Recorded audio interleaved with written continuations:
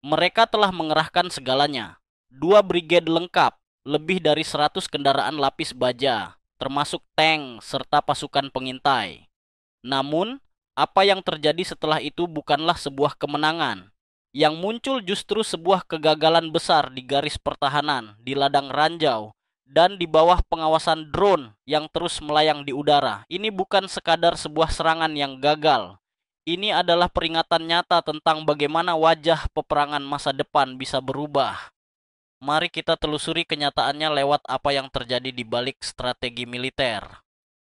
Rusia memulai operasi darat berskala besar dengan menurunkan 2 brigade serta lebih dari 100 kendaraan lapis baja, termasuk tank dan kendaraan pengangkut pasukan. Serangan ini dibuka oleh 1 unit pengintai bermotor, namun misi itu langsung runtuh hampir seketika. Salah satu tank utama terkena ranjau yang tersembunyi, sementara sebuah kendaraan lapis baja pengangkut pasukan hancur akibat tembakan artileri Ukraina sebelum sempat mencapai garis depan. Ledakan-ledakan tersebut membuat formasi Rusia kacau dan menghambat laju pasukan. Infanteri Rusia kemudian mencoba bertahan di parit-parit yang sebelumnya dikuasai Ukraina, berharap dapat mempertahankan posisi. Namun, serangan balasan yang datang membuat mereka tidak mampu menguasai keadaan. Medan yang sulit semakin memperburuk situasi. Daerah itu dipenuhi jalur hutan, parit pertahanan, serta ladang ranjau yang memperlambat pergerakan dan membuat kendaraan rentan diserang. Hanya dalam hitungan menit, rencana terobosan berubah menjadi serangan yang terhenti dan terpecah-pecah. Saat itu, Ukraina nyaris tidak perlu melakukan banyak hal. Momentum serangan Rusia sudah hilang. Formasi utama mereka terpecah sebelum sempat dikerahkan penuh, sehingga membuka celah besar untuk serangan balasan. Kegagalan langkah awal ini memberi Ukraina kesempatan emas. Respons mereka datang dengan cepat dan terukur. Kendaraan tempur Bradley dikerahkan untuk mengangkut pasukan langsung menuju garis depan sambil memberikan dukungan tembakan. Kendaraan lapis baja tersebut berperan penting dalam melindungi infanteri agar bisa bergerak melewati medan penuh kawah, parit, dan ranjau. Di saat yang sama, artileri Ukraina menembakkan amunisi klaster ke arah kendaraan Rusia yang terkonsentrasi di belakang garis depan. Serangan ini merusak banyak target lapis baja sekaligus memperlambat langkah pasukan cadangan. Efeknya terjadi seketika dan membuat Rusia sulit melakukan konsolidasi ulang. Dari udara, drone Ukraina menemukan konvoi lain yang sedang bergerak dari arah belakang. Operator segera mengirim koordinat kepada unit artileri yang langsung menembak sebelum konvoi itu sempat mendekat. Kolaborasi antara pengawasan udara dan tembakan jarak jauh membuat pergerakan Rusia semakin terbatas. Setiap sistem persenjataan Ukraina menjalankan perannya masing-masing. Bradley bergerak ke depan, artileri memberikan gempuran beruntun, sementara drone menyuplai informasi intelijen secara real time. Akibatnya, gelombang kerugian kedua terjadi bahkan sebelum pasukan Rusia bisa menstabilkan posisinya. Tahap ini memperlihatkan bagaimana teknologi dan momentum dapat mengubah arah pertempuran. Ukraina tidak hanya bereaksi, tetapi juga mampu mengendalikan situasi. Setelah menderita kerugian besar di garis depan, pasukan Rusia mencoba mengubah arah serangan. Mereka berharap dapat menghindari artileri langsung dengan memindahkan sisa kendaraan serta personel melalui jalur alternatif. Namun, jalur baru ini ternyata tidak lebih aman. Insinyur Ukraina sudah lebih dahulu menanam ranjau di kawasan itu, dan kendaraan-kendaraan terdepan segera memicu ledakan ketika melintas.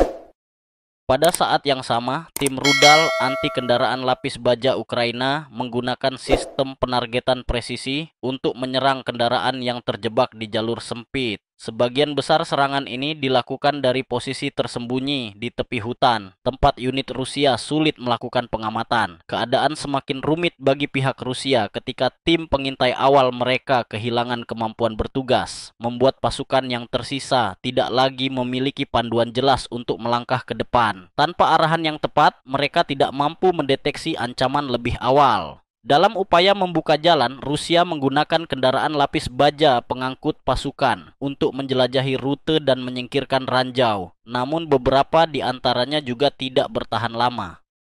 Kehilangan tersebut menambah kekacauan dalam barisan mereka. Tahap ini menunjukkan bahwa meskipun Rusia mencoba mengubah taktik, mereka tetap sulit menembus pertahanan Ukraina. Setiap gerakan dapat diprediksi dan segera direspon. Ketika Ukraina bertahan dengan disiplin tinggi, jelas terlihat bahwa serangan Rusia mulai kehilangan daya dorong, baik dari sisi kekuatan tembakan maupun koordinasi komando. Saat pasukan Rusia kesulitan untuk maju, Ukraina beralih memanfaatkan teknologi guna mengendalikan medan pertempuran. Drone FPV kecil terus berputar di langit, mencari sasaran di antara kendaraan Rusia yang terhenti. Begitu lokasi target teridentifikasi, drone tersebut diarahkan dengan akurasi tinggi ke kendaraan lapis baja dan tank lawan. Seringkali membuatnya tidak lagi dapat digunakan hanya dengan satu serangan. Selain drone, Ukraina juga mengerahkan rudal anti kendaraan berpemandu (ATGM) yang dipasang di jalur hutan sempit. Tim rudal ini bersembunyi dengan cermat dan memiliki garis tembak yang jelas. Ketika kendaraan Rusia memasuki zona tersebut, mereka segera menjadi sasaran empuk. Banyak kendaraan, lapis baja, pengangkut pasukan, maupun kendaraan logistik yang terhenti sebelum mencapai titik tujuan. Kendaraan tempur infanteri Bradley juga memainkan peran penting.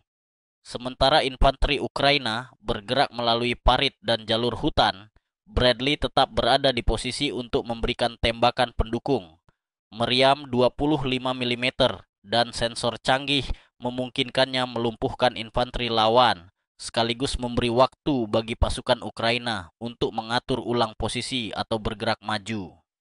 Kombinasi teknologi modern dan kemampuan penempatan yang cerdas membuat Ukraina mampu menahan langkah Rusia. Alih-alih mengandalkan pertempuran besar, setiap serangan dilakukan secara terukur dan presisi, membuktikan bahwa senjata yang lebih kecil namun pintar dapat menguasai medan perang lebih baik daripada sekadar jumlah yang besar. Dengan drone mengawasi dari udara dan rudal menyerang dari sisi kanan maupun kiri, pergerakan pasukan Rusia semakin terbatas. Mereka kesulitan bergerak, menyerang, ataupun merespons balik.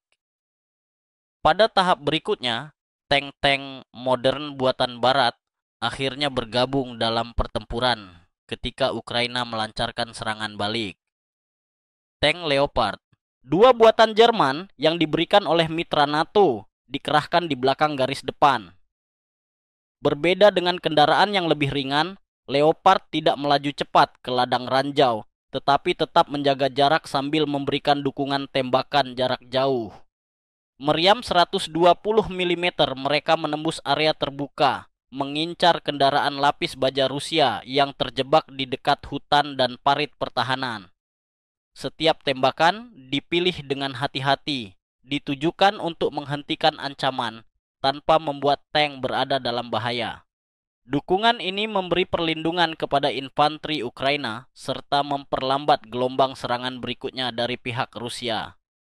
Tidak seperti kendaraan yang lebih ringan, tank Leopard memang dirancang untuk bertahan dari tembakan berat. Lapisan baja tebal dan sistem penglihatan termal memungkinkan mereka bertempur siang maupun malam. Faktor ini memberikan Ukraina pijakan yang lebih stabil dan membuat Rusia semakin sulit melakukan terobosan cepat maupun manuver mendadak. Peran utama Leopard bukanlah memimpin serangan, melainkan memperkuat garis pertahanan. Sementara drone dan kendaraan tempur Bradley melakukan serangan dari udara serta dua sisi sayap, Leopard membawa teknologi barat ke pusat pertempuran.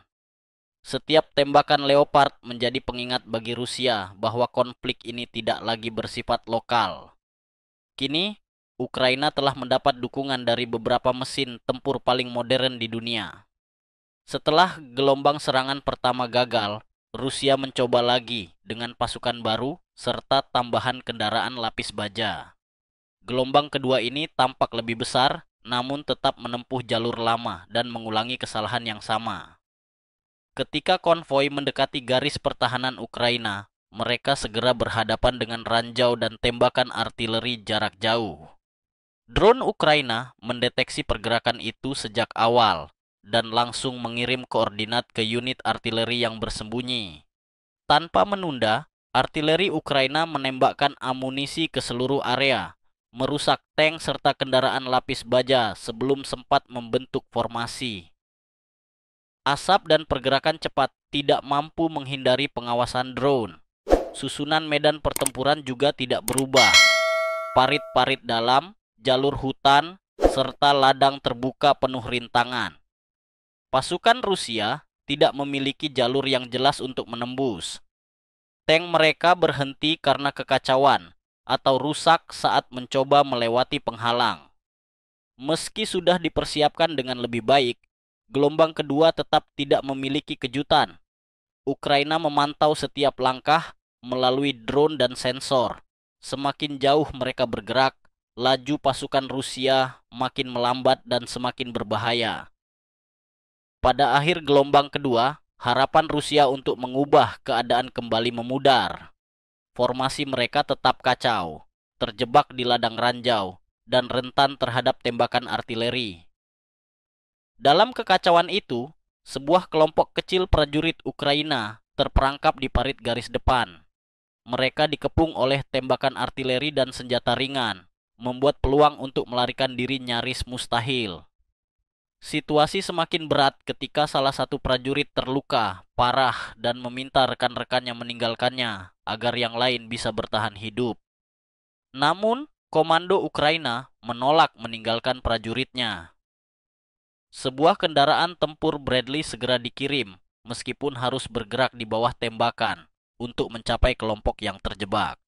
Dengan bantuan drone dan tembakan perlindungan, Bradley menerobos area berbahaya yang dipenuhi ranjau dan puing. Saat lawan mencoba mendekat, tim penyelamat bergerak cepat. Para prajurit yang terjebak naik ke kendaraan sambil menolong rekan yang terluka. Tanpa berhenti, Bradley terus bergerak melewati tembakan dan berhasil membawa mereka kembali ke garis pertahanan dengan selamat. Misi penyelamatan ini bukan hanya sekadar tindakan taktis. Itu menjadi bukti koordinasi erat antara infanteri dan kendaraan lapis baja, bahkan di saat paling berisiko. Peristiwa tersebut juga menjadi pengingat bagi Rusia bahwa pertahanan Ukraina tetap solid dan bersatu. Dengan satu tim berhasil diselamatkan dan semangat tempur yang meningkat, Ukraina memperoleh kemenangan kecil namun sangat berarti, membuat upaya berikutnya dari Rusia semakin sulit berhasil. Pada akhirnya, Rusia kehilangan lebih dari sekadar kendaraan. Mereka kehilangan momentum, juga semangat tempur. Pasukan Rusia tidak mampu menembus garis pertahanan Ukraina, meskipun telah mengerahkan 2 brigade lengkap dan lebih dari 100 unit kendaraan lapis baja, termasuk tank dan pengangkut pasukan. Strategi mereka, yang masih mengandalkan serangan langsung dengan pola lama, terbukti tidak sebanding dengan sistem pertahanan modern yang lebih kompleks. Pertahanan berlapis Ukraina terbukti sangat efektif. Ladang ranjau memperlambat langkah awal, artileri menghantam konvoi yang terjebak, sementara drone terus memburu unit-unit yang terdeteksi. Rudal anti kendaraan serta peralatan tempur dari NATO seperti Bradley dan Leopard 2 menambah tekanan yang sulit dihadapi Rusia. Setiap kali pasukan Rusia mencoba berkumpul kembali, mereka segera terdeteksi oleh UAP dan terkena serangan sebelum sempat merebut posisi. Bahkan, upaya kamuflase dengan asap tidak bisa menyembunyikan mereka dari mata pengintai di udara.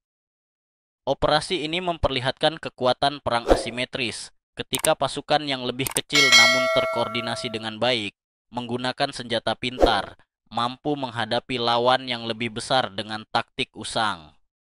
Keberhasilan Ukraina tidak hanya terletak pada daya tembak, tetapi juga pada ketepatan waktu, pemanfaatan teknologi, serta kerja sama tim. Pada akhirnya, medan perang dipenuhi kendaraan lapis baja yang rusak, formasi yang berantakan, dan rencana yang gagal. Bukti nyata bahwa hanya mengandalkan kekuatan besar tidak lagi cukup untuk menang dalam peperangan modern. Pertempuran ini bukan sekadar benturan antara tank dan pasukan darat. Ini adalah titik balik dalam cara perang modern dijalankan. Rusia mengandalkan jumlah, sementara Ukraina mengandalkan presisi. Dengan drone, amunisi cerdas, serta koordinasi yang rapi, Ukraina membuat setiap langkah Rusia menjadi kesalahan. Dari kegagalan serangan pertama hingga mundurnya pasukan terakhir, operasi ini menunjukkan harga yang harus dibayar ketika masih bergantung pada taktik lama di medan tempur yang kini didominasi teknologi. Pesannya jelas, ukuran dan kekuatan tidak lagi menjamin kemenangan. Dalam peperangan masa kini, informasi, koordinasi, dan kecepatan adalah kunci untuk menentukan siapa yang bertahan dan siapa yang harus menyerah. Dan inilah yang ingin dibagikan oleh Navy Secret kepada Anda hari ini. Wawasan terbaru yang diperkuat oleh analisis dari para pakar strategi militer dan peneliti politik. Jika Anda menyukai video ini, jangan lupa untuk menekan tombol like dan subscribe. Dukungan Anda adalah motivasi bagi kami untuk terus menghadirkan konten yang lebih mendalam dan berkualitas tinggi. Tulis pendapat Anda di kolom komentar, dan nantikan video kami berikutnya. Sampai jumpa lagi